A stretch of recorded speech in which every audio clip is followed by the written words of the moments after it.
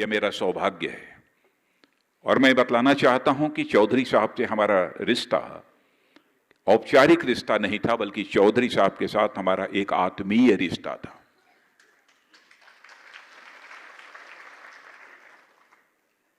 जब मेरा उनके साथ कोई परिचय नहीं था, तब भी हमारा उनके साथ आत्मीय रिश्ता था। आप ये कहेंगे कि अब कैसी अनहोनी बात कर रहे हैं कि आपका परिचय भी नहीं था, फिर भी आपके साथ एक आत्मीय रिश्ता था।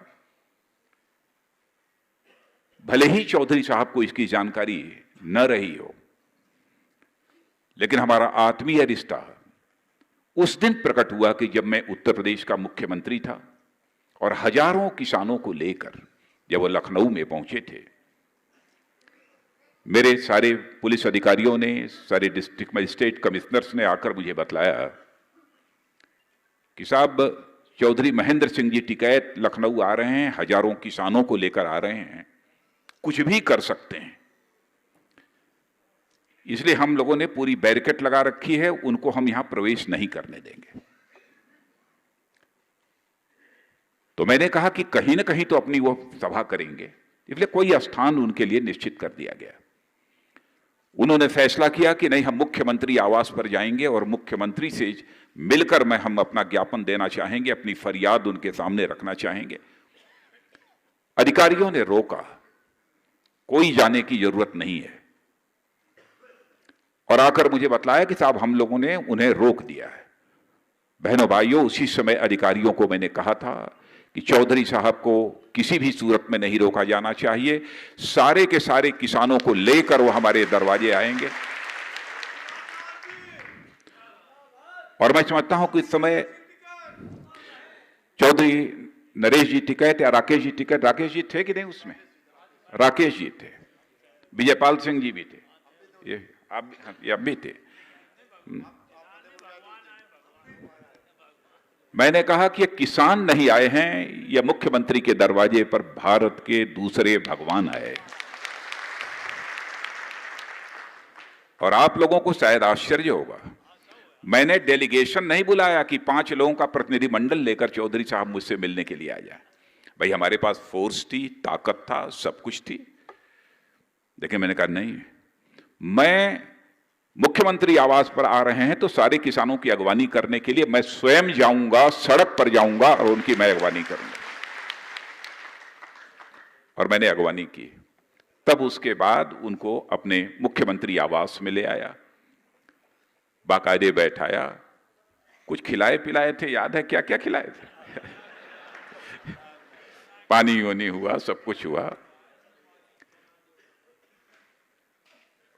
और लेकिन राकेश जी ने काम गड़बड़ कर दिया था।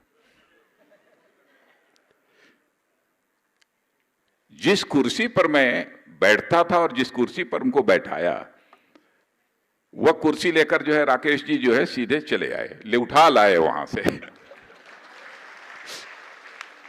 और वो बतला रहे थे कि वो कुर्सी अभी रखी हुई है। इसीलिए मैंने कहा कि यदि मेरा आत्मीय रिश्ता न रहा होता, परिचय न रहने के बावजूद, तो शायद मैं अगवानी करने के लिए न जाता। और किसानों की समस्याओं को आवाज देने का काम कई लोग, स्वामी सहजानंद जी सरस्वती, सर छोटू राम जी चौधरी छोटू राम जी, चौधरी चरण सिंह जी, चौधरी देवीलाल जी, और उसके बाद उसी क्रम में यदि किसी का नाम लिया जाना चाहिए तो हमारे स्वर्गीय चौधरी महेंद्र सिंह जी टिकैत का नाम लिया जाना चाहिए। सभी लोग तो कुछ पढ़े लिखे लोग थे बहुत, लेकिन जिस तरीके से जमीन के खेत से, जमीन की मेड़ से उठा हुआ कोई व्यक्ति हिंदुस्तान के किसानों का नेता उस समय बन गया, भारत के इतिहास में संभवतः शायद ऐसी स्थिति कभी देखने को किसी को नहीं मिली होगी जो कि चौधरी साहब के साथ देखने को मिली थी।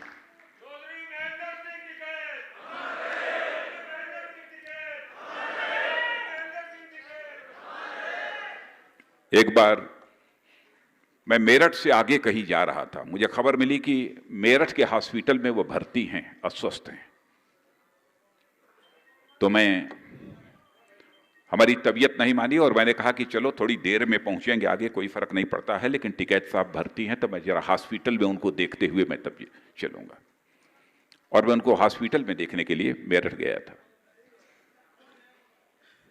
तो उन्होंने मैंने अब जो गांव की जो भाषा होती है उस भाषा में उन्होंने मुझसे कहा, अब उस तरीके से मैं नहीं बोल पाऊंगा जैसे वो बोलते थे, अरे तू काहे को आ गया, काहे परेशान हो गया, अरे मैं तो ठीक हो जाऊंगा, अरे मैं मरने वाला तो हूं, भाई ये सब सारी बातें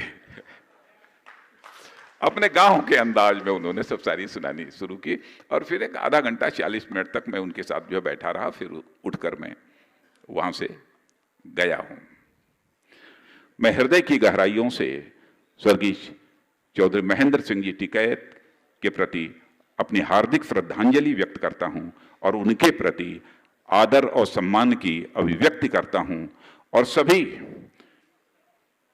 केवल टिकैत परिवार की बात मैं नहीं करता हूं, जो लोग भी किसान, खेती, इन सब सारी चीजों के बारे में सोचते हैं, चिंता करते हैं, उनसे मैं यही अपील करना चाहूंगा कि सभी एकजुट होकर हम लोगों को आज के अवसर पर यही संकल्प लेना चाहिए कि चाहे हमारे चौधरी चरण सिंह जी हों, चाहे हमारे चौधरी महेंद्र सिंह जी टिकैत हों, इन लोगों का जो सपना रहा है उस सपने को साकार करना ही हमारे जीवन का यह उद्देश्य है। इन्हीं शब्दों के साथ अब सर चौधरी छोटू राम जी ने जो कुछ भी किया है, हरियाणा के लोग अच्छी तरह जानते हैं, आज भी लोग याद करते हैं। इन लोगों की जो मुराद थी, उस मुराद को पूरा करने में ही अपने जीवन की सार्थकता है, यह मानकर हम सभी लोग चलें।